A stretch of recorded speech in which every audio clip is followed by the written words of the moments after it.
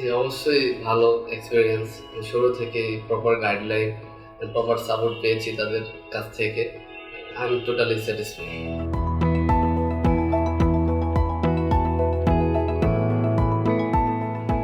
আসসালামু আলাইকুম, আমি আরমানা ইসলাম। আজকে আবার চলে এসেছি আরেকটি সাকসেসফুল ভিসা স্টোরি নিয়ে। আজকে আমাদের ডেস্টিনেশন হচ্ছে ইউকে। আমাদের সাথে আছেন ভাইয়া। আমি মুস্তাফিজুর রহমান।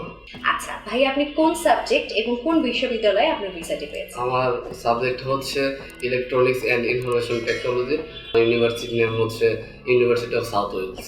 আচ্ছা ভাই, আপনি আপনার ভিসা স্টিকারটি যদি আমাদের দর্শকদের শিওর।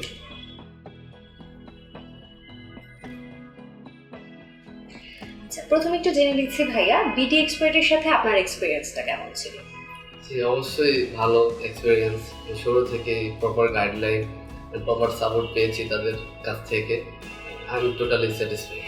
আচ্ছা, আপনার ভিসাটি পেতে কেমন সময় লেগেছে ভাইয়া? আমার ভিসা পেতে মোস্ট প্রবাবলি 2 থেকে 2.5 মাস টাইম লাগছে।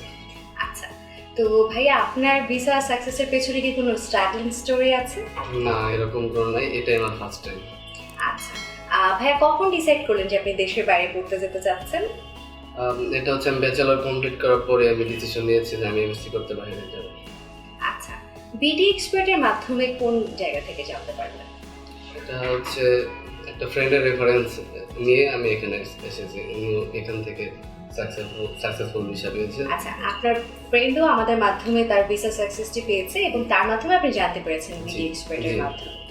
আচ্ছা, আপনারাও যারা আমাদের মাধ্যমে দেশের বাইরে পড়তে যেতে ইচ্ছুক, তারা সরাসরি চলে আসতে পারেন আমাদের ঠিকানায়। আমরা আছি পান্থপথে বিআরবি হসপিটালের ঠিক অপোজিটে।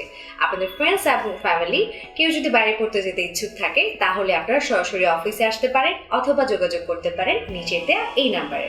থ্যাংক ইউ ভাইয়া আমাদের সাথে আপনাদের এক্সপিরিয়েন্স শেয়ার করার জন্য। Thank you.